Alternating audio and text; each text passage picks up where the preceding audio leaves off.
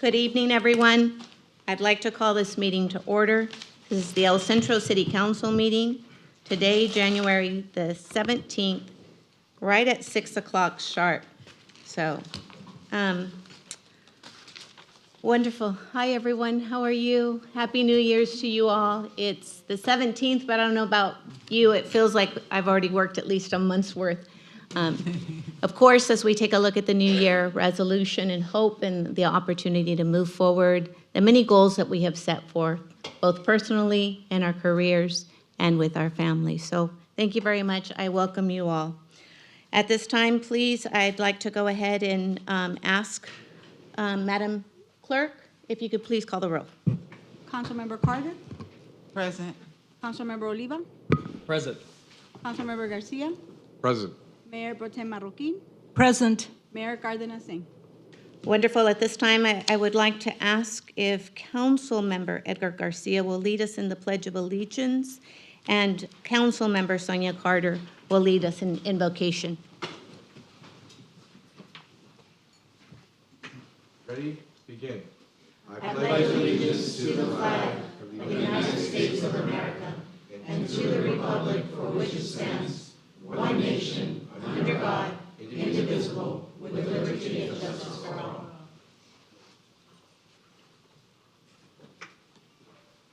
Dear Heavenly Father, we come to you, Lord, and we're asking you, Lord, just to go and bless our community, Lord. We're asking you to go around this room, Lord. Everybody has different decisions when it comes to decision making, Lord. And we're asking for you to give everybody the right decision that is needed, Lord. We're asking for you just to go and just to bless people and just to show them that there is a light at the end of the tunnel. And we thank you for looking over us, Lord. In the name of Jesus, amen. Amen. Wonderful. Thank you, Councilmember Edgar and Councilmember Sonia Carter, for your special words. Thank you. At this time, Madam City Attorney, if you could please report on closed session.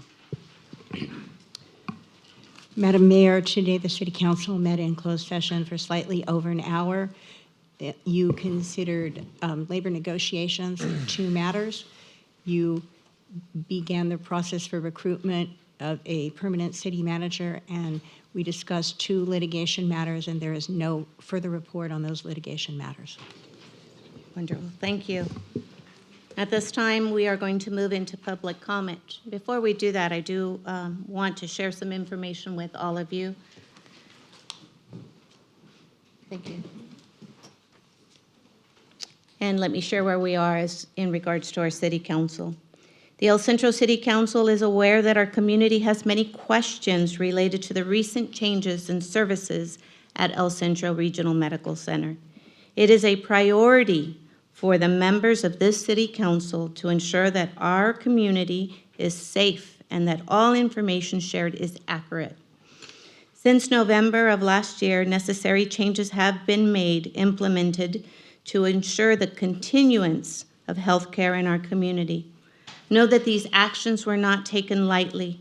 It's important to note that the situation at ECRMC does not happen overnight. And the explanation is that responding to this situation will also be an extensive process. We want nothing more than to share as much as we can regarding what we know at this point. However, not all information is yet available. I urge our community to have patience and unity as we respond to this situation. Although we may not always agree, it's our position that we should treat each other with dignity, respect, and the highest level of professionalism as we move forward. Our community deserves nothing less. The hospital will continue being the official source of updates and precise information about El Centro Regional Medical Center.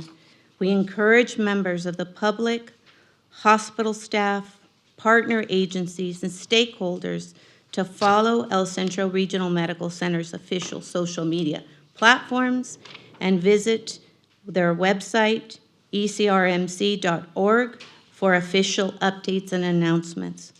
Following official communication sources will reduce the spread of inaccurate information and rumors in our community. Lastly, the City Council, acting as the ECRMC Board of Trustees, is participating in strategic meetings to discuss options. Once additional action has been taken, the information will be shared publicly. Cedric, may I please have you read it in Spanish? Absolutely, Madam Mayor. Esta es versión en español del discurso de nuestra regidora, Marta Singh. El Concilio de la Ciudad del Centro está al tanto de que nuestra comunidad tiene preguntas relacionadas a los recientes cambios en el Hospital Regional del Centro, por sus siglas en inglés, ECRMC. Es una prioridad para los miembros de este concilio asegurar que nuestra comunidad está segura y que tienen la información necesaria y que sea compartida y verificada. Desde noviembre del año pasado fue necesario implementar cambios precisos para asegurar la continuidad de servicios de salud en nuestra comunidad. Estas acciones no se tomaron a la ligera. Es importante compartir que la situación en la que se encuentra el hospital no pasó de la noche a la mañana y responder a la situación será un proceso extensivo. Nada nos gustaría más que poder compartir lo que sabemos hasta este punto, mas, sin embargo, aún no está disponible toda la información necesaria. Le pido a la comunidad tener paciencia y unidad conforme respondemos a esta situación juntos. Reconocemos que no siempre estaremos de acuerdo en todo y creemos que aún así debemos comunicarnos con dignidad, respeto mutuo y con el nivel más alto de profesionalismo conforme seguimos adelante, porque nuestra comunidad no merece menos. El hospital seguirá siendo la fuente oficial para información actualizada relacionada al centro médico del centro. Les pedimos a miembros del público, personal hospitalario, agencias y partes interesadas que sigan las redes oficiales del hospital y visiten la página de internet www.ecrmc.org para anuncios y comunicados oficiales. Seguir estas fuentes de información oficiales ayudará a reducir la propagación de información incorrecta y rumores falsos en la comunidad. Por último, el Concilio de la Ciudad del Centro, actuando como la mesa directiva del Centro Regional, participará en reuniones estratégicas para tratar el tema de opciones disponibles. Cuando se tomen acciones adicionales, la información será compartida de manera pública. Thank you, Mr. Cesena.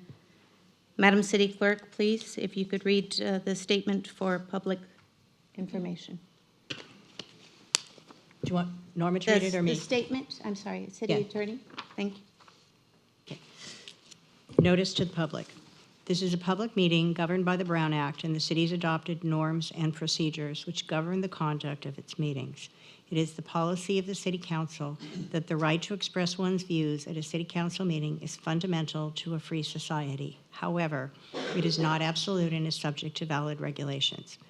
For comments on agenda items, if there is an item on the agenda on which you wish to be heard, you are asked to complete a blue speaker slip and submit it to the city clerk prior to the start of the meeting. And the slips are there in the corner. Although persons wishing to address the council are not required to identify themselves, voluntarily providing such information helps the mayor in calling on those who wish to speak and assists the city clerk in preparing minutes and creating a record of the meeting. For items not on the agenda, if you wish to address the council concerning any matter not appearing on the agenda that is within the subject matter jurisdiction of the council, you may do so during the public comment portion of the agenda. Please complete a speaker slip to assist the mayor and the city clerk and help create a public record. Here is the process for agenda items during public comment. The mayor will call for public comments from those in attendance. When your name is called using the blue speaker slip, please step to the podium, identify yourself, or raise your hand and speak up. The time limit for public comment is 3 minutes. There will be a timer so that you know how much time you have. The mayor may grant additional time on an individual or group basis. The council may limit the total time of public comment to allow for the other business on this agenda to be completed. If you are physically present, speak from the podium. Do not interrupt another speaker or a council member or staff. An organized group should pick a spokesperson. Do not repeat prior comments, but provide only new comments. Do not include irrelevant comments. No speaker may give that person's time to another speaker. Personal attacks or comments are inappropriate. No speaker or member of the public in attendance at the meeting shall actually disrupt the meeting by failing to comply with the rules for conduct of the meeting. Sufficient copies, which means 8 copies, of any written material must be provided to the city clerk for distribution. Any PowerPoint or video presentation must be provided to the city clerk at least 48 hours in advance to be reviewed for viruses and compatibility with the city's video system. Such materials provided at the meeting will not be allowed. And the interim city manager will now read this in Spanish because he said mine was too bad. I made no such statement. Aviso al público. Esta es una junta pública regida por la ley Brown y las normas de procedimiento adoptadas por la ciudad que rigen la realización de sus juntas.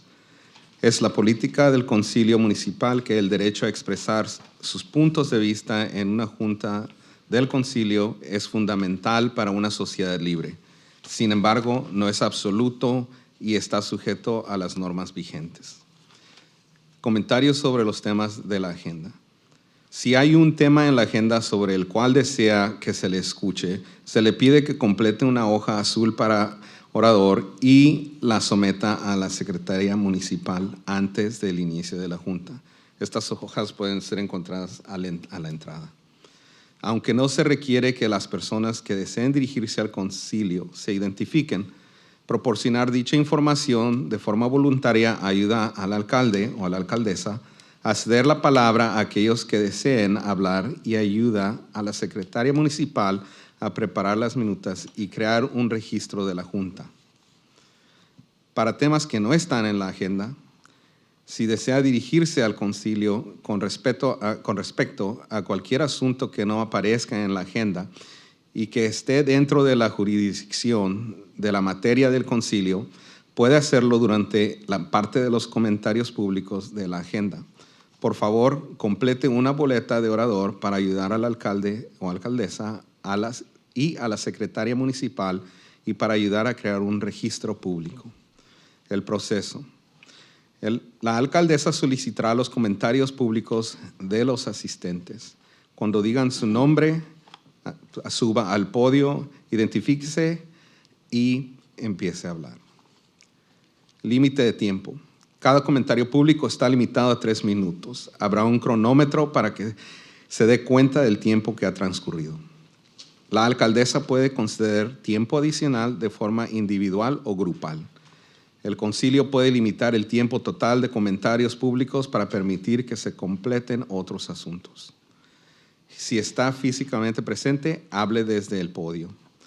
No interrumpa a otro orador o a un miembro del concilio o del personal.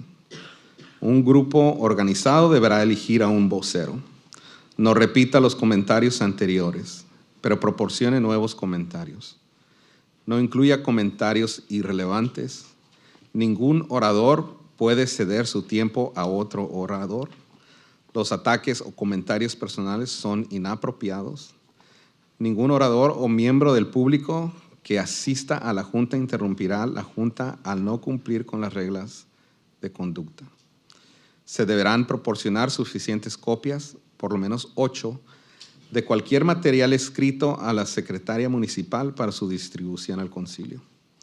Cualquier presentación que tenga diapositiva de PowerPoint o de video deberá entregarse a la secretaria municipal con al menos 48 horas de anticipación para que sea revisada y se asegure de que no tenga algún virus de computadora y para determinar su compatibilidad con el sistema de video de la ciudad. Dichos materiales proporcionados durante la junta no serán permitidos. Thank you, Interim City Manager. I appreciate that. At this time, we are opening public comment. Mr. Thomas Henderson, thank you, sir. Thank you for your service. Where will the timer be placed so that the speakers will be aware? Mr. Henderson, we're just going to let you know where the timer has been placed. City Clerk, it'll be here up on top.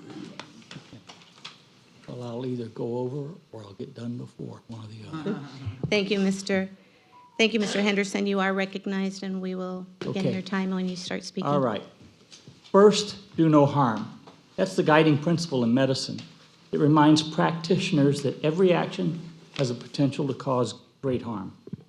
If the doctors, nurses, and medical professionals associated with ECRMC had asked what to do about the hospital's economic issues, what to do about them, my guess is they would say, well, we need to move deliberately, take actions that have been thoroughly examined, move forward with an agreed treatment, always remembering the potential impact of the actions on the hospital, the city, the county, and the health of all of our inhabitants. Both hospitals in Imperial Valley have been fighting a long time a battle of unreimbursed medical services, increase in personnel costs, and all other related medical costs. They fought these battles in the face of the worst epidemic of the century. There's no question their balance sheets have bled red. No question. That's not new. Before you became council, that was the case, and probably will be after you leave. It's just the nature of hospitals. We don't get reimbursed what we always need to be. But both hospitals have been able to form alliances to somehow better serve the communities. There's a thing called the law of unintended consequences. I'm sure you all know it. You can do one thing expecting X to happen, and it does, but unrelated, you have Y, Z, and AA to occur. And I think that's kind of what's happened with what's going on with El Centro Regional right now. Part of the unexpected consequence, I'm sure, was kind of the large response that you've had from the community. The dismantling of the hospital board immediately placed responsibilities on the city council, most of which had not been trained on running a hospital. And subsequently, you had to make decisions on who to bring in to run it. I get that. That's what happens. You made the decision to place 2 consultants in position of authority. Those consultants was presumably to restore stability to the hospital. Instead, they worked very diligently at dismantling ECRMC and potentially selling, aligning, or leasing ECRMC and PMH, which they're not even really associated with, to a larger entity. Their focus has been redeeming dollars. And by the way, the focus of business is to make money. Their obligation is their stockholders. The function of hospitals is keep people healthy and follow the money. Their press releases spoke of health care, but anyone could tell that's not been their focus. Those consultants have placed our entire valley's health care at risk. The press releases with regard to aligning with other parties, with dismantling departments, have had a disastrous impact on morale and in the community faith in what's going to happen in their hospital. The dismembering of OBGYN and PEDS, and then the eventual takeover of a hospital by a larger entity might seem like a good idea, but in reality, it poses a threat to all of us. Mr. Got a lot more to say. I know we're running out, but I urge you to stop the ball from rolling. Take legal steps. Do anything you can to put a halt to this so you can get a handle on it. Don't dismantle our hospital. Thank you. Thank you, Mr. Henderson. I appreciate your comments. They've been heard, and I appreciate your time. I'd like to call Jaisel Mendoza, please.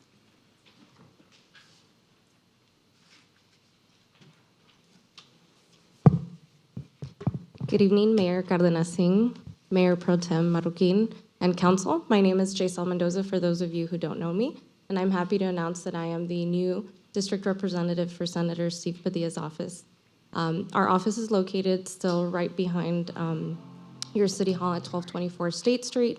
I unfortunately don't have any business cards yet, but I will make it a point to come and drop those off as soon as I do. Mario Renteria will be in the office with me. He has remained on with Senator Steve Padilla's office as well. and I will be covering your city, so I'm just here pretty much to introduce myself and offer any help and assistance that we can on behalf of the senator. Wonderful. Thank you, Ms. Thank you. Mendoza. Excuse me. At this time, I'd like to call Katia Mukersel to the podium, please. Yes, hi. My name is Katya Mukarzal. A little bit my notes are scattered, but I like to voice what is going on with El Centro. Dr. Mukarzal moved here for 23 years ago. He is an OBGYN, providing all the services for the female patient here in El Centro. Excuse me? So what I would like to just mention that you guys rephrased that you are taking care of the community. Actually, as a matter of fact, with the decision that was informed to Dr. Mukarzal on Wednesday, December 20th, that he was running to do a C-section, they told him, oh, we need you, we have an emergency meeting, to be informed that his department is going to be closed. Imagine, I'm talking Wednesday, December 20th, when we find out, telling our OB patient that, and you got it right, guys, that we were hit between the two holidays, when all our employees going onto vacation, everybody is away, and how we're going to, it was like a bomb dropping on us. Of course, we couldn't think, we thought maybe it's a joke, maybe something is not correct. Or what I want to tell you, when really we start, our patient find out from the hospital before finding out from us, because there's 2 weeks of holidays. Guess what happened? We have so many patients went into distress, preterm labor. Records at the hospital shows it, because it's scared that they're going to lose their doctor and cannot deliver in El Centro. Are you talking about taking care of the patient in the valley here? I'm sorry, you're not. You're risking your patient's health, and you're risking this community. We're from New York. We can go anywhere to practice. Dr. Mukarzal is undergrad United States and here. We came here out of the love of the valley because Mr. Buckley told Dr. Mukarzal, we deserve good doctor. We deserve people to take care of us. And that's what he makes his decision to come to the valley. Paying him back after 23 years, I'm not going to run to Brawley. Half an hour going there, we have patient here. Who's going to look after the patient in the office here? Second, you're talking about the community. Someone bleeding, coming in distressed vaginal delivery. Where are they going to end up delivering? In the emergency room? Do you have doctor to cover that? And the hospital is going to be sued for that. Can take my word for that. We give full service, and you're looking at the watch. What is more important is the health of the patient of this community. Yes, I know I have 3 minutes, I still have 40. Or what I'm going to tell you, and I beg you, if your wife, your sister, your mother are in need, what you're going to do? Run to Brawley? Go to Yuma? Is this what it is? Go to San Diego? Already I have at least 20 patients referring to San Diego. Are you happy? Is this what we're looking for, chasing the patient from here? We have no need to be here at that point. What's the point? You are all investing in the valley as well as we invest. After 23 years, you're going to tell us, sorry, we're closing. It's not a supermarket. This is a hospital to serve the community. And this is all what I'm going to tell you. Thank you. Thank you, Mrs. Mukersel, for your feedback and your comments. They're appreciated. They are listened to. At this time, I'd like to call Peter Rodriguez.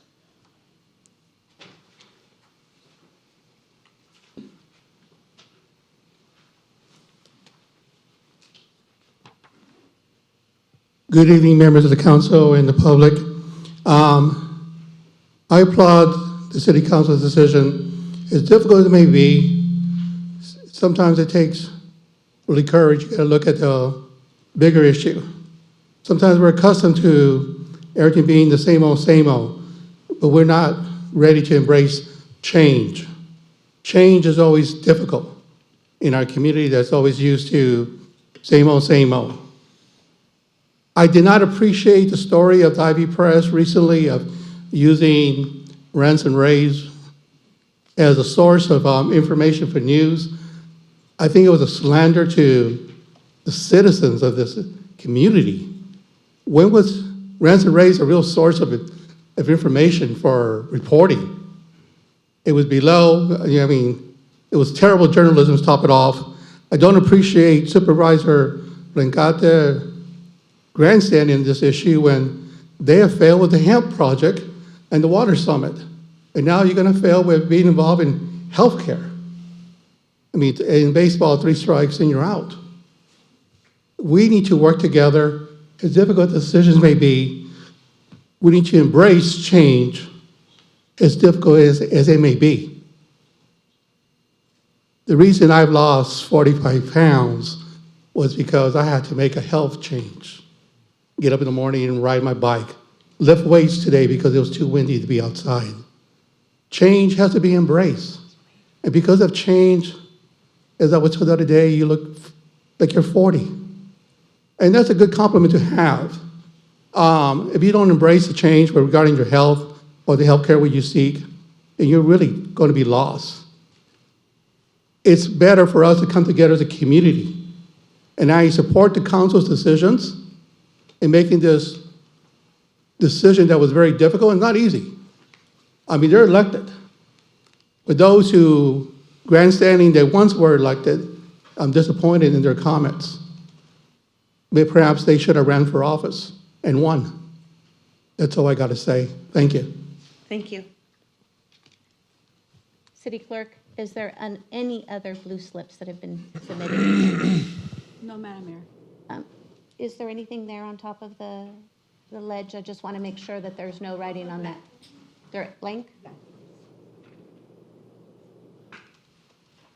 Madam Attorney, can you please share with our constituents, our community, the structure in which the City Council or the City of El Centro's role and responsibility is with ECRMC? Yes, Madam Mayor, it is complicated, and sometimes we all lose track.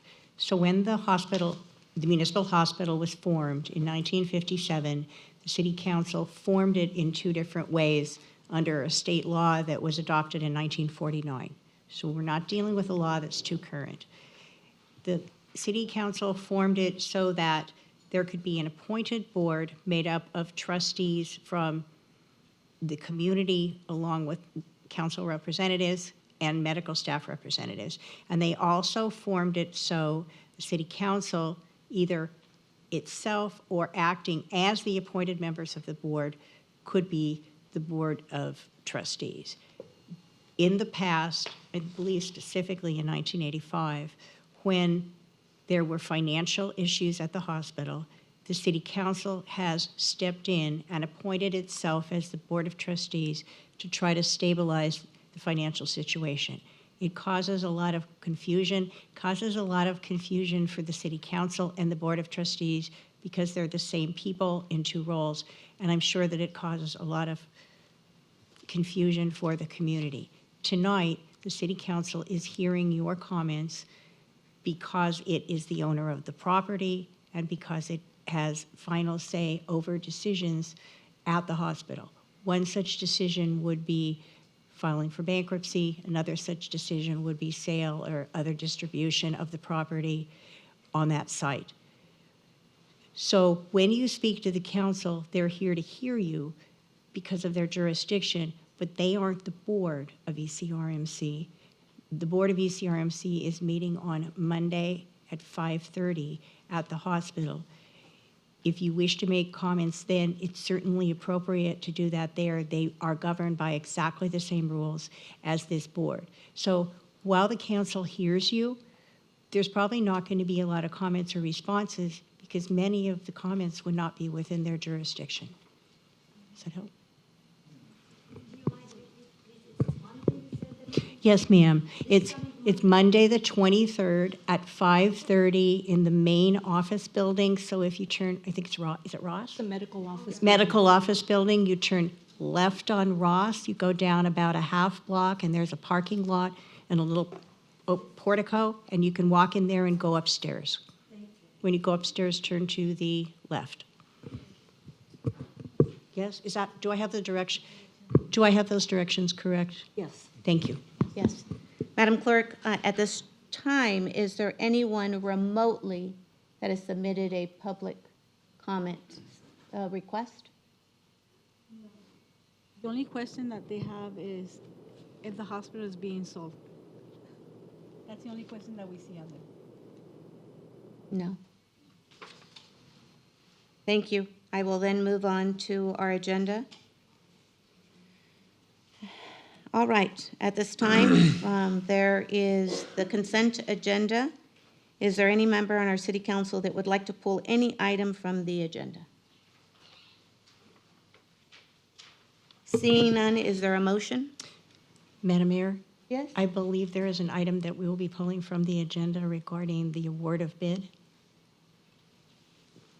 Thank you, colleagues. I apologize at this time. Which agenda item will be pulled? Madam Second, we'll get City you. Attorney? We'll get you the number. Thank you. Was there another one? No. Pardon? Not from consent. No, not from consent. Which the, Consent's fine, right? it's items 13 and 14, I believe. Thank you. Right now, we are on consent agenda.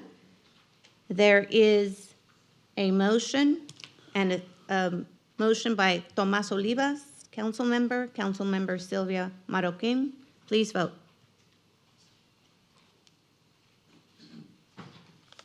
Thank you. Consent agenda passes 5-0.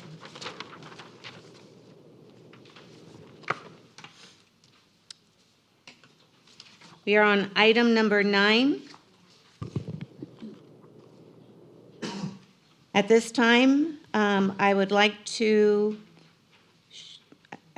go ahead and speak. At this time and place for the public hearing in connection with the proposed assurance of lease revenue bonds by the authority and the proposed action of the City Council in connection with such bond issues. The public hearing is hereby officially opened. We will first have a presentation by staff. After that, we will receive any comments on questions from the public. I'd like to go ahead and call up our staff to give a presentation. Interim City Manager Cedric Cesena and Ms. Carla Chaparro, Interim Finance Director. Madam Mayor, I'd like to turn the floor over to our interim finance director as well as Eric Scriven with NHA Advisors. They're going to be presenting to you guys in this matter. Thank you. Hello, good evening, Honorable Mayor, members of the City Council. Today, we have a public hearing for consideration and approval of the issuance of lease revenue bonds not to exceed $49,500,000 for the police station project, also known as the 2023 Series A bonds. In addition, we are asking for approval of various documents in relation to the issuance of these bonds, such as preliminary official statement, a site and facility lease, a lease agreement, a continuing disclosure agreement, and a bond purchase agreement. With us, we have Eric Scriven from NHA Advisors. They are the city's municipal advisors for the issuance of these bonds. He will give you more details as to what the financing and scheduling will look like and what you are considering for approval. Thank you.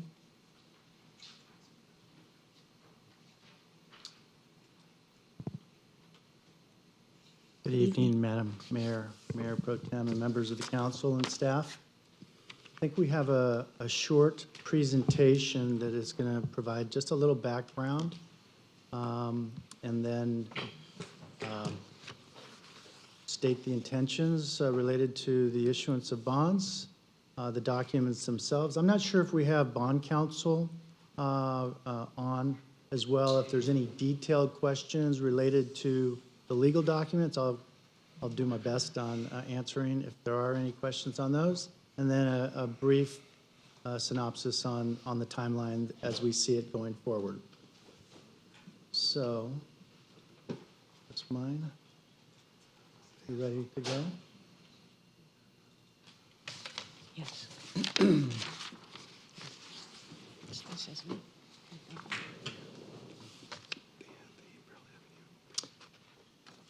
A little background, then we'll talk about the bonds and the documents and projected timeline. We've got about 7 pages here. As you all know, the Measure P was passed by the residents in November of 2016. It's a half-cent sales tax. It is a general tax that goes to the general fund for any purpose, but the ballot language itself earmarked and prioritized certain services and facilities, including fire, police, libraries, recreation, senior programs, et cetera, as streets included as well. And these, the task force had indicated that one of the core needs and a priority project would be a new police headquarters. And that is the item to be funded with the proposed bond issue. A little bit of background, the prior transaction that we had just completed in 2021 was for the library. And it's a success story in the sense that we did issue bonds in 2021, about $17 million. That project commenced construction. We got a very good interest rate, and the facilities were constructed on time and under budget, and the library, as we all know, opened a couple of months ago. So this is a successor transaction. It will be the second one in the series of two that they'll be equal in priority from payments from the general fund as a lease revenue bond. But the city has always sort of underwritten, if you will, the transaction very conservatively. We've been looking at Measure P so that we don't overextend the city's general fund. Measure P currently has about $7.5 million of revenue in fiscal 22, or is that projected for 23? 2023. The library transaction was $900,000 annual debt service payment. The addition for the $40 million project fund for the police facilities should be about $3.4 million, for a total of $4.3 million estimated annual payment for the two combined transactions out to 2047, which is when Measure P expires. So here we have sort of the proposal in next month. The idea is to issue bonds after we do if the council decides to proceed with the documents tonight. We have a schedule on the next pages, but the idea is to raise $40 million. Your city engineer has 100% design plans with some flexibility. There's been quite a bit of due diligence. So while we don't have bids in hand, the $40 million project fund is expected to be a very good number. There are other resources in case the bids come in higher, but the idea is to get these funds in the bank in February and be able to start construction in May or June is the timeline as I understand it. Are there any questions on the sources and use of funds?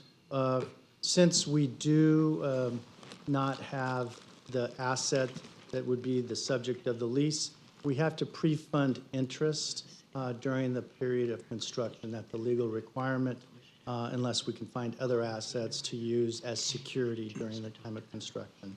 That's why you see that line item, capitalized interest. We expect the $49,500,000 maximum approval. That's a high number. We expect that number to be lower, but we wanted to make sure that we had a maximum authorization in your resolution tonight. So the documents that you're approving this evening, there's 7 of them. The indenture, which is sort of the basis of the deal between the city, its financing authority, and investors. It sets the terms of the transaction. This is a leaseback where the authority and the city are working together to lease and lease back the new police facilities. That lease payment creates an income stream that is the basis for the security for the transaction. So the lease agreement, the site and facility lease, and the assignment agreement create the income stream which you can securitize with and create a bond issue. The bond purchase agreement is the agreement between the authority and the city and the underwriter that will be selling the bonds and will commit to buying the bonds and providing the funds to construct the project. The preliminary official statement is a very important document. That is what we would call the disclosure document that goes out to investors, and it has all the material terms and any other information that an investor may need and require to make an informed investment decision. So that's the preliminary official statement. And then finally, the continuing disclosure agreement. That is an agreement by the city and the authority to provide updated information like the financial statements and other important information annually so that the investors can review those and know what's going on with respect to the city, the authority, and the transaction. And then this is the timeline tonight. If council decides to proceed with the transaction, we have scheduled a credit rating presentation with Standard & Poor's, like we had done 2 years ago, and received a very good rating. The expectation would be we've given them some information already. They would take a week, maybe a little bit longer, and we would get the credit rating. Once that we have that in hand, we would proceed to send out the preliminary official statement to investors where they would review and decide if they wanted to purchase the bonds, and we would set a date to sell the bonds. That's the date when, not before, when the underwriter would present the deal to the city, and if the rates and terms of that transaction that they're presenting are acceptable, then that's when the bond purchase agreement that you're approving as to form, that would be all settled. That's the date that the deal is cemented, signatures on that bond purchase agreement. And typically, it's 2 weeks after that where you close the transaction. Are there any questions?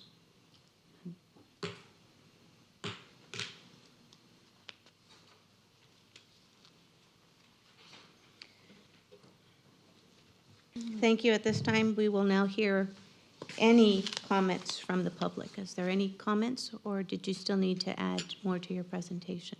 No, that was it. Just seeking approval. Okay. At this time, we are receiving any comments from the public.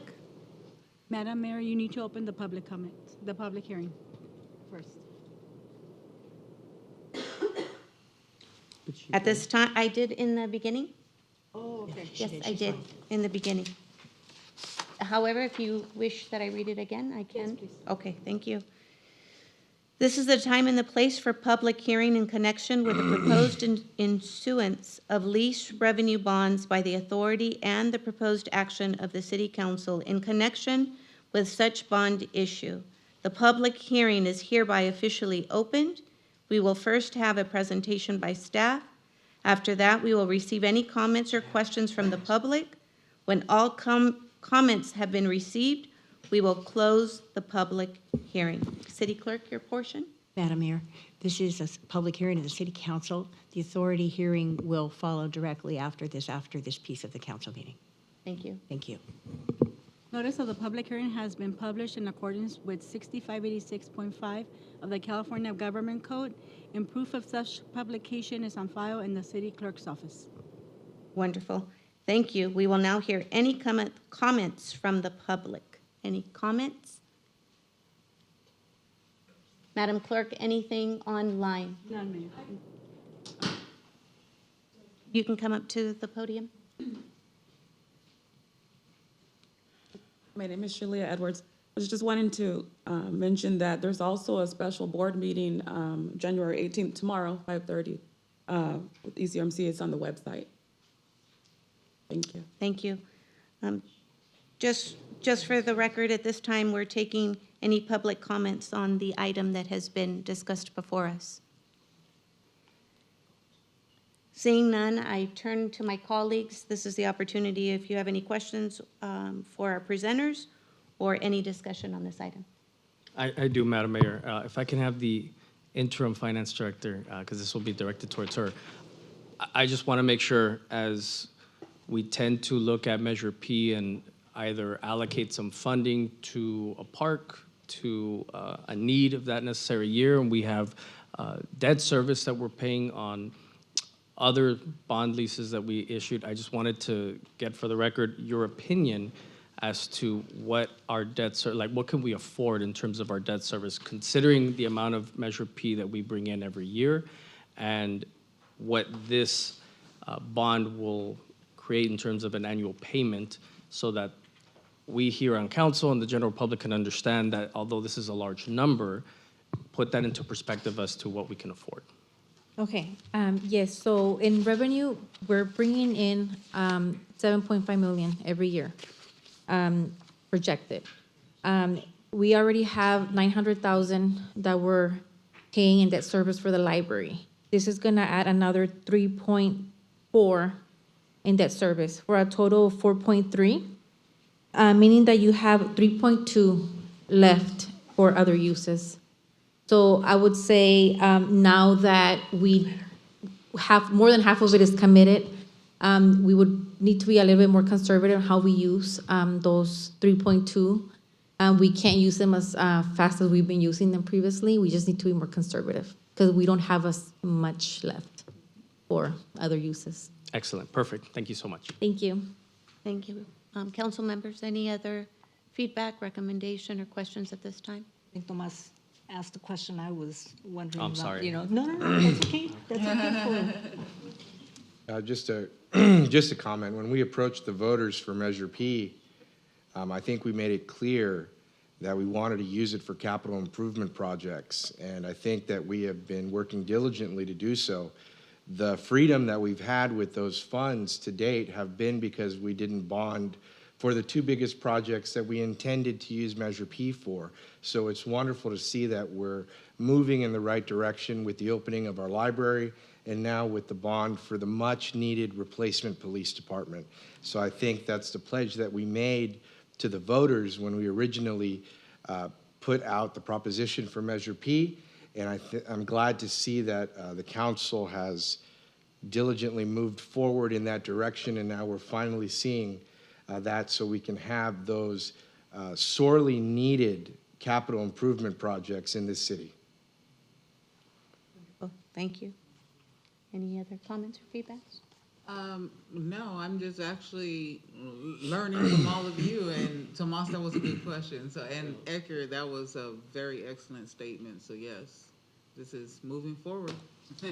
Wonderful. At this moment, this public hearing is hereby closed. And at this time, I'm looking for approval for resolution number 23-3, resolution of the City Council of the City of El Centro authorizing and approving the issuance of lease renewal bond, Police Station Project 2023 Series A in the aggregate principal amount not to exceed $49,500,000, approving the form of the preliminary official statement and the execution and the delivery of a final official statement, a site and a facility lease, a lease agreement, a continuing disclosure agreement, and a bond purchase agreement, and authorizing actions and executions of documents related thereto.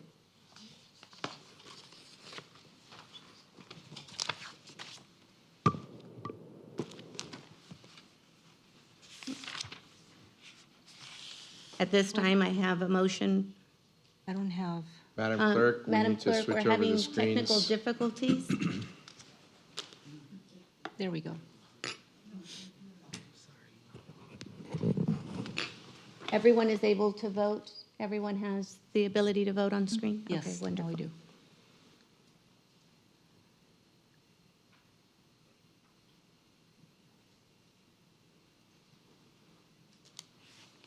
Thank you. At that time, it passes 5-0. Thank you, colleagues. All right. At this time, I would like to adjourn our El Centro City Council meeting, and we will reconvene as the financing authority.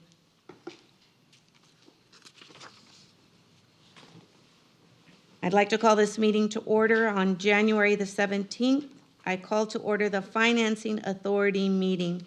Madam Clerk, please call the roll. Agency Member Carter, Present. Agency Member Oliva, Present.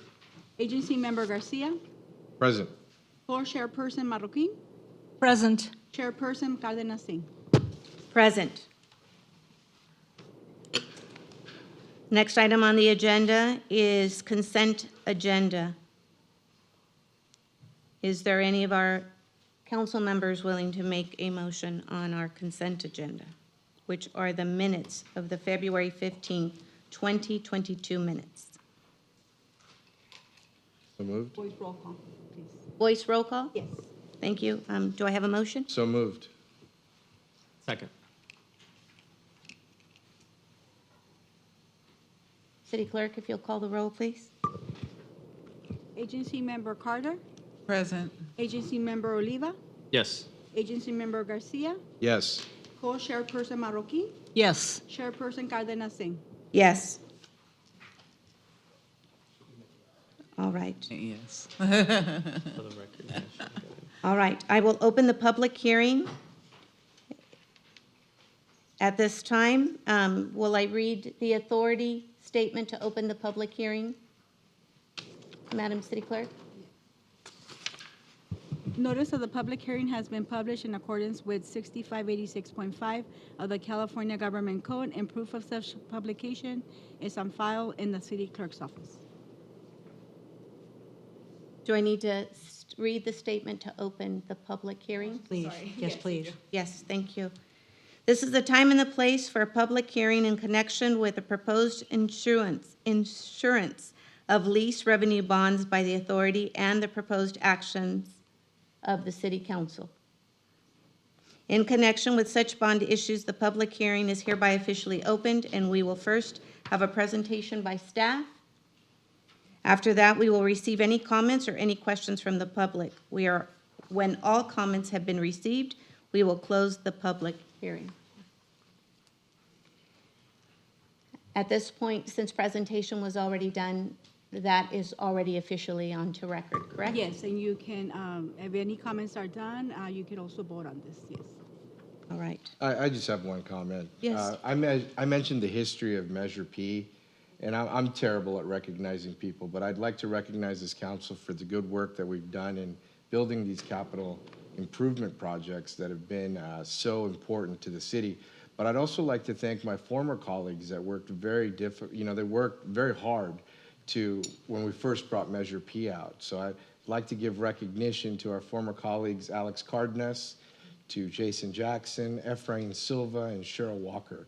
It takes a long time to get these things built, and I'd like to just mention them because I know we all work so hard for these projects, and it's wonderful that we're finally moving forward with this one. This is a big one, and it'll stand for a very long time. All right, wonderful.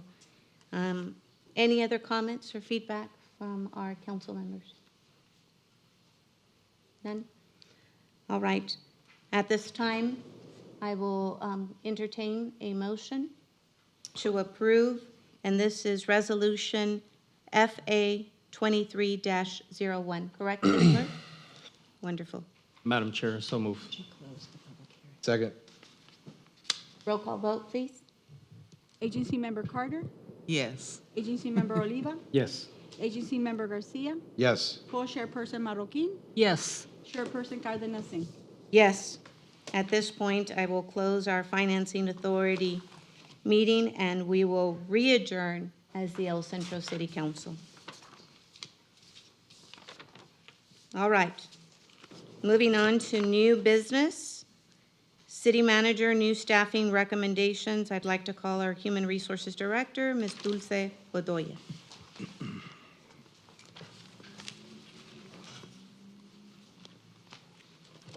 Good evening, Madam Mayor and council members. I am here to present the city manager's new staffing recommendation and ask the approval of the new creation of the Public Information Officer position. The fiscal impact for the current fiscal year will be none due to salary savings from positions that are vacant. Once salary savings funds are exhausted, the fiscal impact will be $91,000 for a total of $149,500. That includes the total compensation per fiscal year. To give you a little bit of the background, the city's experience through the pandemic, continuing to the present, has been that a dedicated public information officer is needed both to address crisis situations and to develop and implement positive informational programs regarding the city. For example, recent issues with storms have highlighted ongoing needs for crisis communication. The evolving El Centro regional situation also highlights the need for a consistent voice providing information. In some cases, the work done by the PIO will supplant that currently done by Spectrum. Some of the distinguishing characteristics and the duties that this position, this person will be performing is disseminating information to the media and the public. We'll be developing and implementing communication plans. We'll be preparing media advisories and releases and news stories for traditional and social media. It will also be disseminating information to the mayor, city council, management, community groups, and business owners regarding any planned or emergency activities or projects.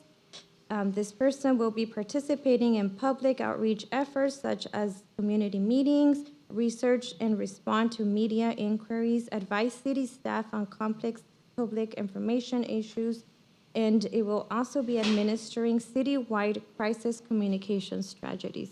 These are just a few, and also like with any other position, other duties as assigned, which is everybody's favorite, right?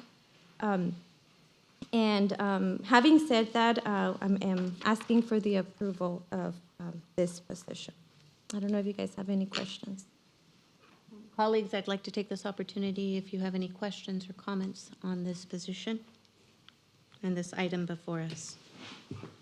Just a comment. I think that with our department heads and with our city manager, we've done a very effective job in getting out information despite the challenges that we've faced, both with emergencies as well as with COVID.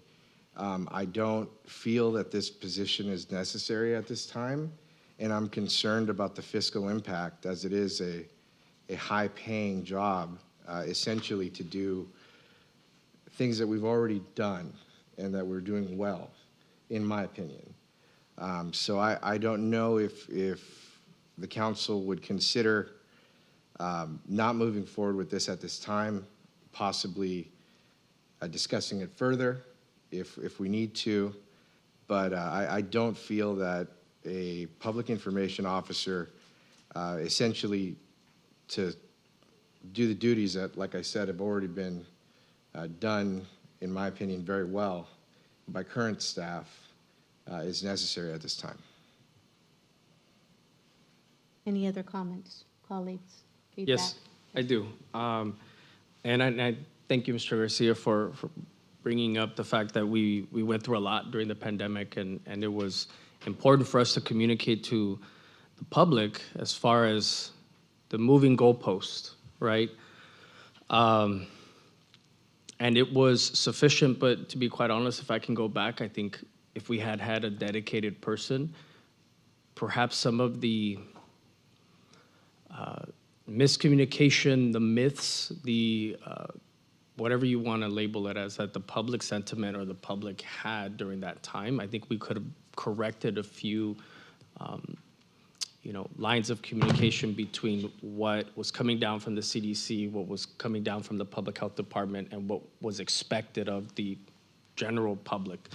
And to be very honest, I think it just so happened to be a coincidence that I happened to be at a chamber event, and the PIO from NAFL Centro was there, and he talked about how he creates an annual workshop for all PIOs and trains individuals, and he stressed so hard, right? And I'm only remembering this right now, so it's not like I had it all like planned out, but he he stressed so hard on how important it is for a jurisdiction that believes to be significant and whatnot, that can afford it, to have a dedicated PIO. And he invited us in the next one, I think it might be August or October, right? So it's a little way down the line. And I certainly believe that although we have gotten so far without one, we are moving into waters that we will only benefit or succeed if we do have one. And so at the very least, I certainly respect where you're coming from. And so this, what's before us, if I'm not mistaken, Mr. City Manager and Madam Attorney, is that this would approve within the budget the allocation of the job description, the responsibilities, the expectation, but it does not post the position. And that at some point we would discuss when that posting would be, let alone receiving applications and going through that whole recruitment process. But at the very least, this would create the position within the budget, allocate the funding. Where we go from there is still another decision to be made. Is that correct? Is that fair to say? That would be correct. Okay, so I would then say, my position would be, let us move forward per the budget, per the personnel to create, and at that point, we would have ample opportunity to describe whether we execute, move forward, because some of these cost savings of vacancies are just sitting there. I would love to see it allocated towards something, and then we could further iron out some of the concerns that you may have. Well, I think Yeah. one of the big issues that we have that we're dealing with is something that we discussed in closed session today, which is essentially the recruitment of a city manager. I think that first and foremost should be the most important thing that we deal with, and that should be the focus of our attentions rather than creating a new position, even to just carve it out at this point.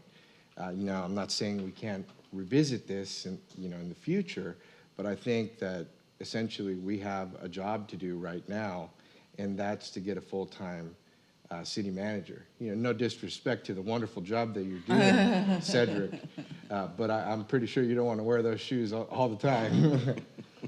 So I think that should be our priority at this point, and I wouldn't even want to allocate what the potential funds would be for a PIO until we've resolved that issue. Thank you. Any other council members that would like to share any of your comments? Well, I think I have a question for finance and for Mrs. Bedoya.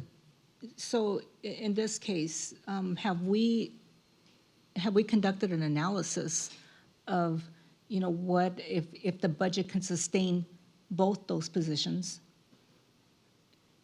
Taking into consideration what may be the allocation for a new city manager's salary, okay, plus the proposed salary for a PIO. It would be, this position would be in addition, once we exhaust those salary savings, which will happen when we fill all positions that are vacant right now. It'll be an additional expenditure that we haven't had before.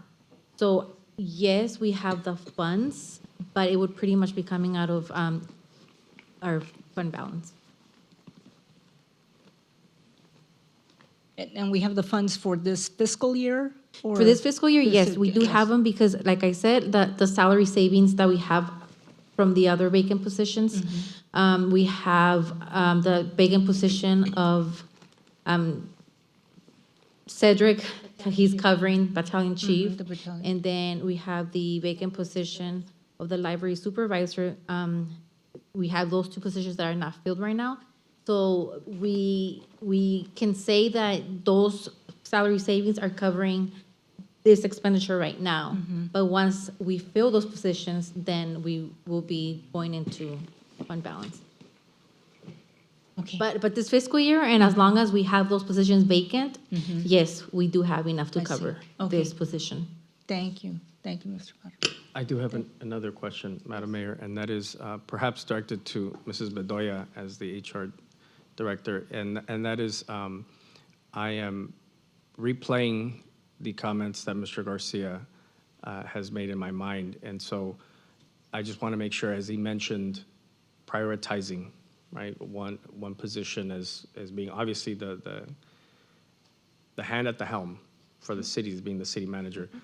What does that look like right now? Because I'm under the impression that that is moving forward, and I just want to make sure that I'm not misinterpreting that. Well, we're at the process to reach out to recruitment companies. I haven't been successful. They're busy at the moment, so I'm still trying to find one at the moment and waiting for additional direction on behalf of you. I understand it was discussed during closed session, so I'm waiting to see what direction you want to take as to the recruitment. Okay. So is it fair to say that we're walking and chewing gum at the same time? Yes. Okay. So I guess this is more, my sentiments is that us even considering this doesn't necessarily make the declaration of To higher move or less forward, no. priority. No. We need a vacancy form. There's a process that needs to follow. This would just get it approved, and if you were ready to, let's say next month, you say, okay, you can start the recruitment, this will allow us to do it. But if it's approved tonight, it doesn't mean that tomorrow we go out and start the recruitment. Yeah, because I certainly agree with Mr. Garcia in the sense that by any action that I do, I'm not trying to make the statement that this is more important than the city manager, Yeah. right? Even if it was approved and I had the vacancy form stating that the city manager move forward and start, out posting and everything, you could give me direction, city manager first and then this one, so we would put the other one on hold. You Okay. can tell me, how Yeah, to so, prioritize. I still feel like we're doing both, right? We're juggling, we're still moving forward in both. And so, again, I don't agree that this position is necessarily more important than the city manager, but I also feel like by voting on it, I'm not saying that either. No, you Okay. won't. All All right. Thank you. Any other comments? I would like to take this opportunity to share some comments. I will share with you that getting information to the public is extremely important. As we've learned through COVID, making sure that we are very clear and concise in regards to the types of services that are being provided, all the information that is given to our constituents. That is definitely something that we have seen. For clarification, this does not mean that this position is more important than the city manager. I hear that this would be running parallel if we needed to. I think with taking a look at growth in many other governmental institutions, they have grown into the area of needing a public information officer. And so for me, I think that this is part of the evolution and the growth that comes with our city of El Centro and making sure that the information is clear, relevant, and easy accessible. So that's my comment. At this time, we'll go ahead and entertain. Mr. Councilmember Tomas Oliva has made a motion.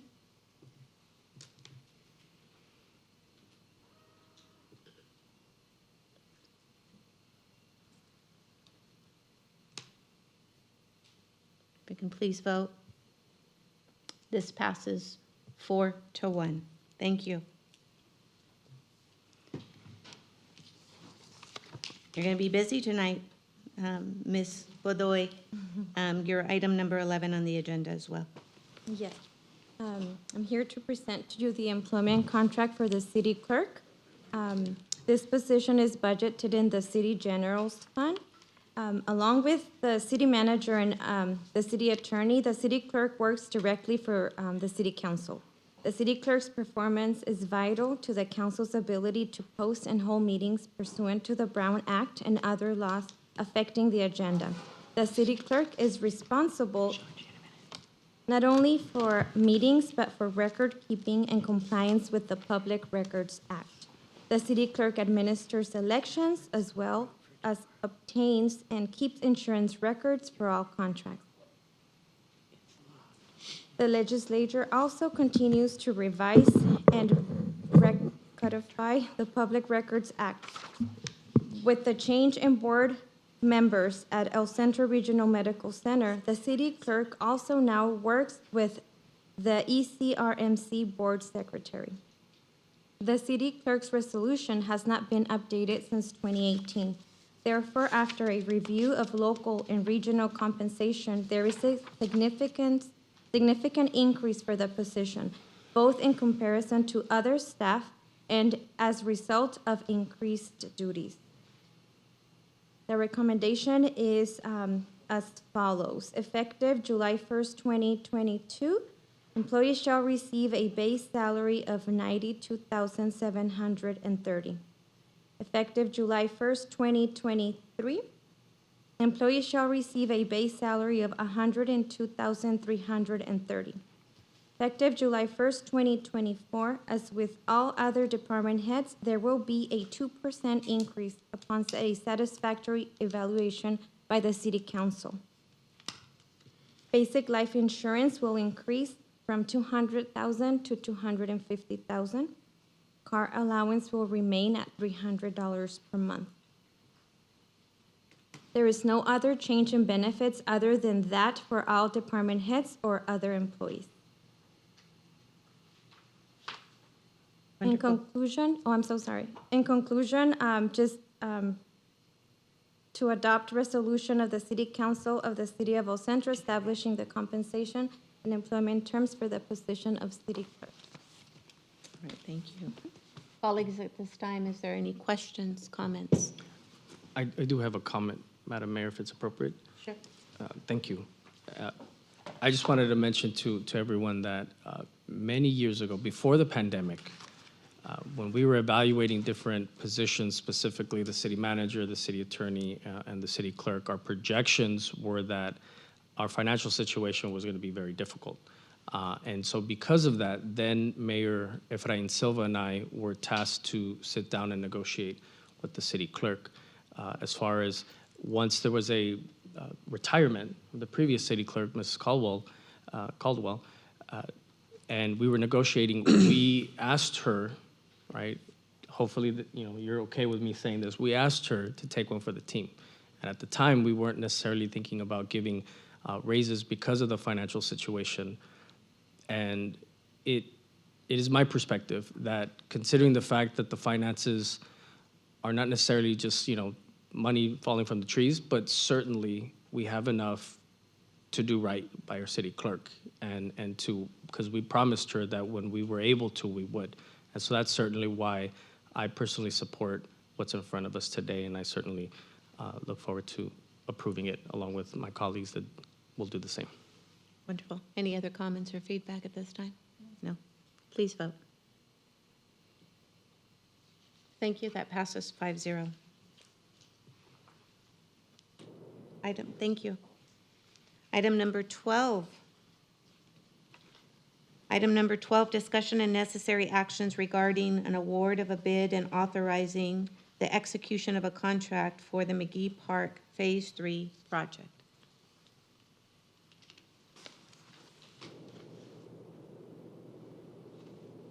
Hello, Honorable Mayor and Council.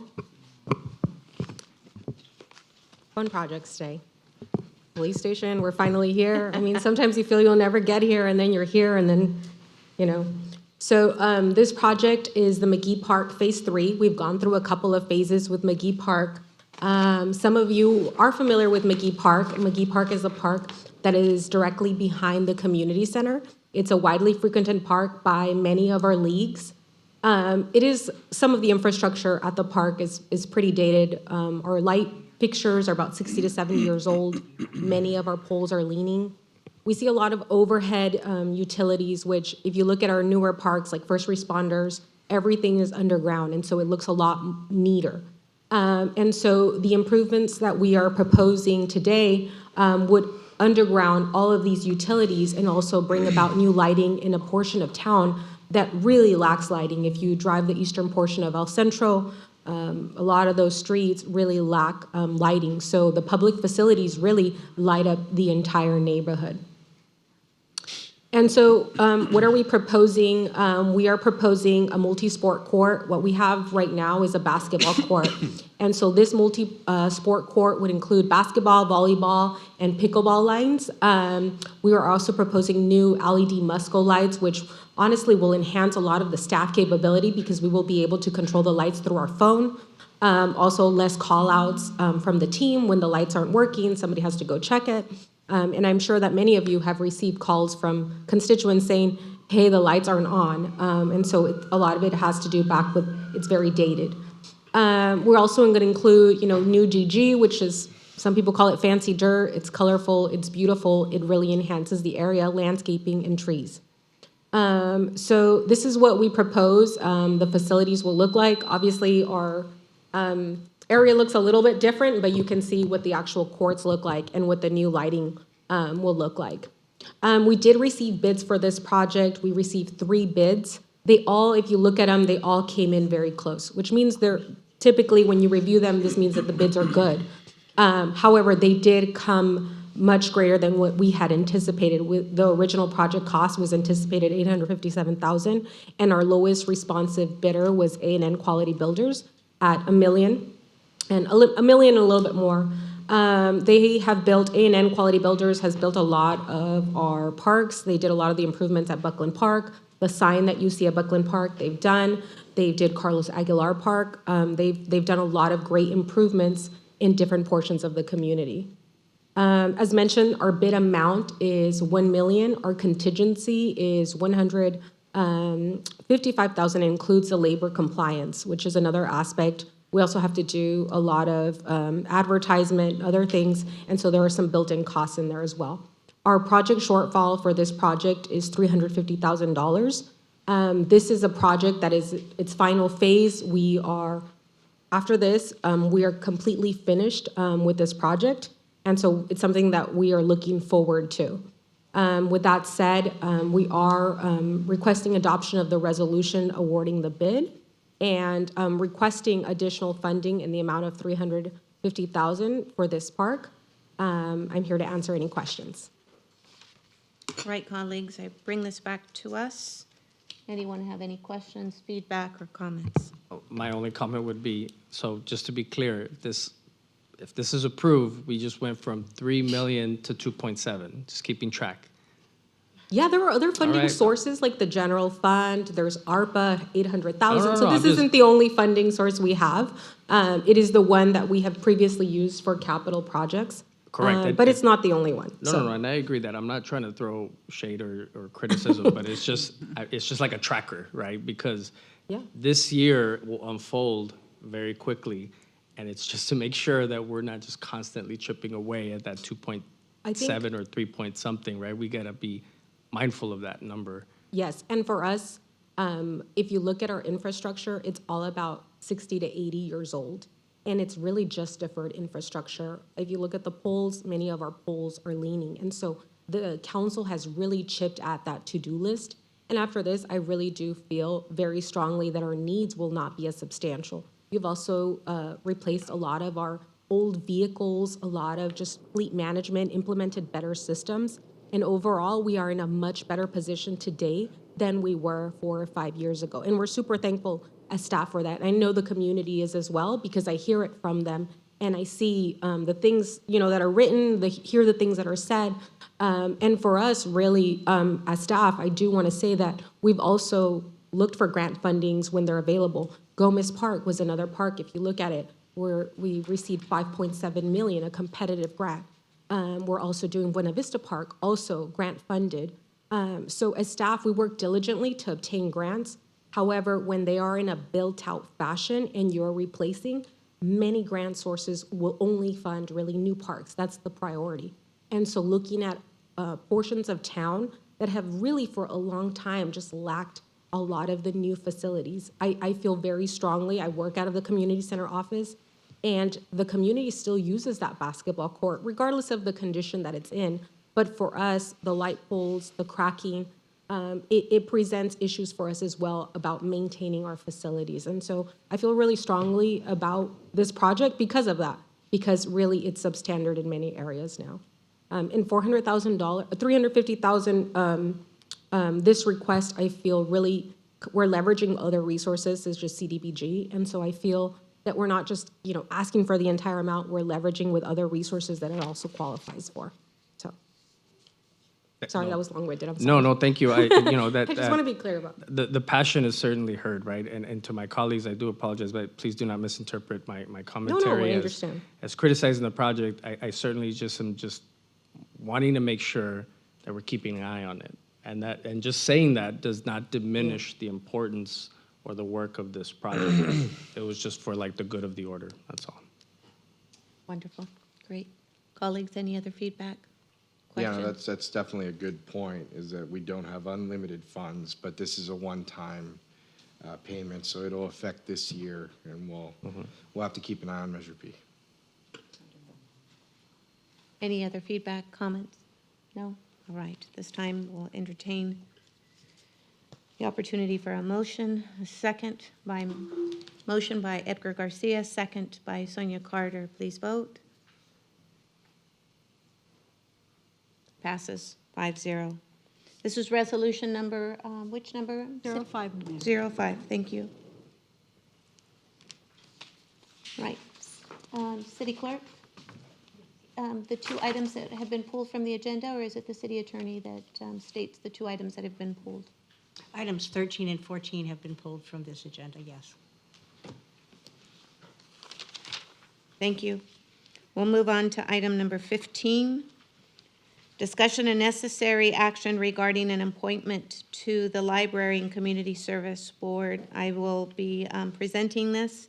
I want to share with you that at this time, there's an appointment to the Library and Community Service Board, one unscheduled vacancy, which is a voting member, the term ending in June 30th of 2025. Mayor Pro Tem Sylvia and I reviewed the applications, did a thorough discussion of who would fit the best criteria to serve in our community, and we are gracious to all that applied. We had 4 applications. At this time, I would like to make the recommendation to appoint Adrienne Lawson. Ms. Lawson has an AA degree in library as a library technician. She has a bachelor's degree and is double mastered in accounting and in business administration. She's well respected in our community and truly a community advocate for services and activities and being a voice in our community to make sure that those services and activities take place. So at this time, I would like to make the recommendation for Adrienne Lawson. Please vote. Thank you. That passes 5-0. All right. Item number 16, discussion and any necessary actions regarding the appointments to the El Centro Regional Medical Center, ECRMC Board of Trustees. This is a presentation by myself. I'm requesting that we make 2 additional appointments to the El Centro Regional Medical Center, which would be the chief medical officer and the UCSD management representative. Any comments? Perhaps a little bit of additional background, Madam Mayor. Please. In the past, the City Council has had a management agreement with UCSD, which placed the chief medical officer, who's Dr. Tomaszewski, and I guess you would call her the executive officer of the UC San Diego Healthcare Program on the board. With the agreement not to extend the 9th Amendment, which came way late, like on the 30th of December, they left the board by operation of your ordinance. Your ordinance provides for 7 board members. You have 5. Dr. Tomaszewski, by letter agreement, has been returned to the status of chief medical officer. And this is simply a follow-up of the discussions during the time of the discussion regarding the 9th Amendment, its future.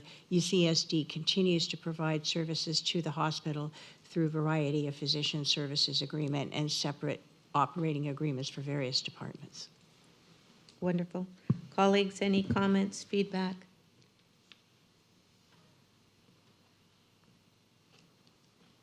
All right. At this point, what is the will of the body? And is there a motion? Is this going to be by vote here or? Thank you. Motion made by Councilmember Edgar Garcia, second by Sylvia Marroquin. Please vote. That passes 4-1. Moving on to the agenda, legislative action, none. On our agenda, items 17 through 19 is informational items for you, and 20 as well as an informational item. Under informational items, that's complete. We'll move on to task force reports. Council members, and who would like to report? Who would like to start? I can start, Madam Mayor. Thank you. Mine's short and sweet, but Happy New Year's to everybody. We haven't been here since last year. We did have the MLK walk yesterday for Martin Luther King Jr. I did miss it. I was feeling under the weather, so I was like, but I did want to give, I did read the newspaper article today, and I hear that it was a really phenomenal event. Other than that, we have put in our paper to be contacted for the assignments that the mayor has appointed to us. Yes. That's what I was trying to say. So then I'm reached out to maybe 2 of them so far, and no response yet. So I will get back to you next time on that. I'm excited about meeting our new appointed positions. Great. And other than that, I have nothing to report. So next person, please. Great. Oh, so I'll go, Madam Mayor, if that's okay. We'll just kind of go in a line here. Great. A few weeks ago, as my colleagues may remember, we signed on to a letter requesting a meeting with Assemblymember Garcia to talk about SB 1383 and some of the impacts that the requirements have on our provider CR&R, specifically the organic waste that they will send to Yuma, and whether or not they will get one-to-one credit for that transfer because it's out of state. He is aware, and I believe other city managers from throughout Imperial County were also there, because this not just affects CR&R, it also affects any other waste management provider, and it might be an unintended consequence. So we just wanted to convey our concern and hoping that he helps us. At the end of the day, I think that there's an avenue by which bureaucracy, right? There could be a bureaucratic fix in the interpretation of the requirements that would allow for the State Department to relax its interpretation of it a little bit. But my comment to the Assembly member was that would be great for the short term, but in the long term, in any change of administration, a new department head could just be harsher in interpreting those rules. And so at some point, we would need to have a policy change that would take into consideration our circumstance here in Imperial County. And so he was open to that. Certainly his staff is on it. And so I will report back to you as far as what was discussed further, and if any bills were actually introduced on our behalf to kind of assist with that. I participated in the swearing-in ceremony for the new district attorney, George Marquez. It was a very nice venue out by Hopeville. I tell you, I've never been to that facility. It was nice. It's very far. It's Casablanca, but you know, it was very nice to see folks. I think that was one of the first events that I had attended on this side of New Year's, and so it was really great to see the crowd there. I was joined by some of my colleagues, or I joined them at an event with Christ Community Church, where Pastor Nunn recognized just the collaboration that the city has had with Christ Community Church in some of the events that they had in fulfilling their mission, right? And obviously, we are a partner here with not just nonprofit organizations, but also with faith-based organizations that do good in their own way to our residents, right? So at the end of the day, they're providing a better quality of life. So I was happy to join my colleagues there in saying thank you for working with us, right? We also had a meeting with the physicians. There was a group of physicians that wanted to sit down and meet with the mayor and myself, and so I thought it was a very pleasant meeting. It was great to be able to meet them in person and to hear them, and so I think that walking away it was great to be able to say that we're hand in hand in terms of the mission as we move forward in discussing about our overall healthcare in Imperial County. And so, Madam Mayor, I know that for the interest of time, there's probably other things on my calendar, but I will stop there and yield back. Wonderful. Okay. Council member. Well, first of all, Happy New Year, everyone. It's great to be back conducting city business. Like my colleague, Councilmember Carter, I'm also excited about the appointments to task forces and committees, and I look forward to working with them in the coming year and having more to report to the body and to our constituents. I also attended the swearing in of our new district attorney, George Marquez. It was a great event, good opportunity to meet up again with local stakeholders and representatives and, discuss plans for the new year, and hopefully we all, stick to our good work and, keep trying to have a prosperous community. Wonderful. Thank you. Madam Mayor Pro Tem.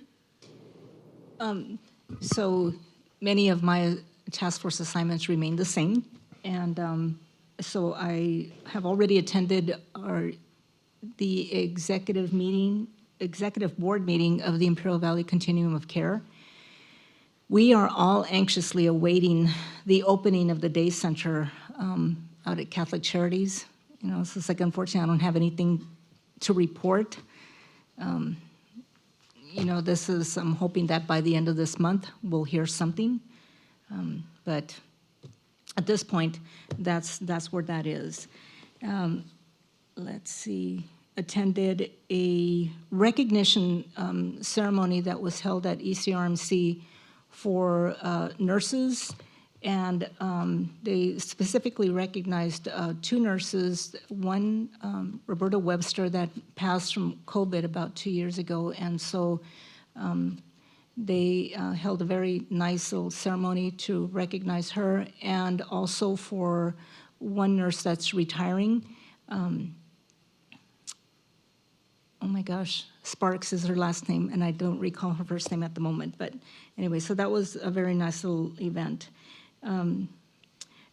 I have also now been assigned to the Imperial Valley Regional Chamber of Commerce board, and so I attended my first meeting. Wow, they've got a full calendar of events that are planned. 2 of those next week, they're going to have the regional mixer and ribbon cutting ceremony out at the Imperial Valley Desert Museum. That's scheduled next Thursday, January the 19th from 5 to 7.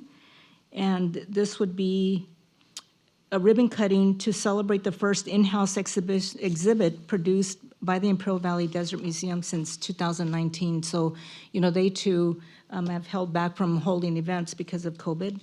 And the other one that's coming up that I know that is very well attended is the NAF Air Show Gala. This year it will be held at the Old Eucalyptus on Friday, February the 24th. So tickets are on sale, and if interested, contact the Chamber of Commerce office here in El Centro. And oh my gosh, tomorrow's going to be a busy day for us. Well, for me in particular, I have, one of my new committees is the Community Enhancement Task Force. So we have that tomorrow morning at 11:30. And then continuing on with the Downtown Ad Hoc Committee meeting tomorrow at 3 o'clock in the afternoon. And we also have a special ECRMC board meeting tomorrow evening at 5:30. And so that concludes my report. Wonderful. Thank you so much. Likewise, a lot has happened here within the past month. One of the exciting events that we had was the groundbreaking for our dog park.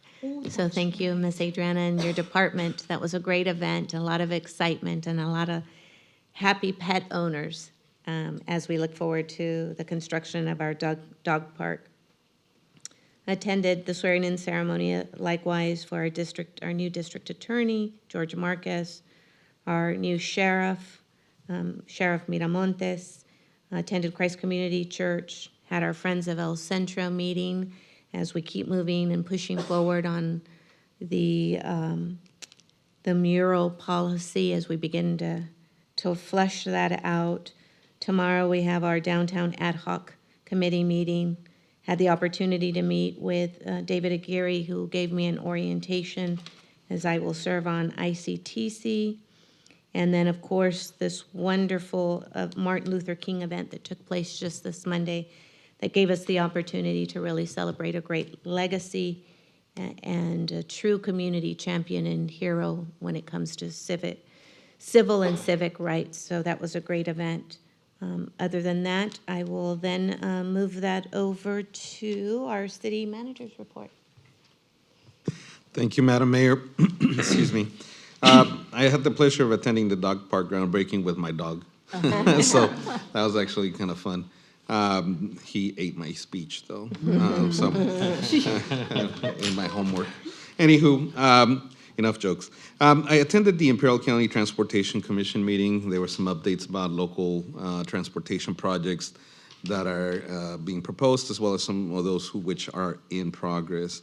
So we got a good update. We did discuss some of the traffic patterns in Imperial County and how they are affecting, in particular, the city of Calexico.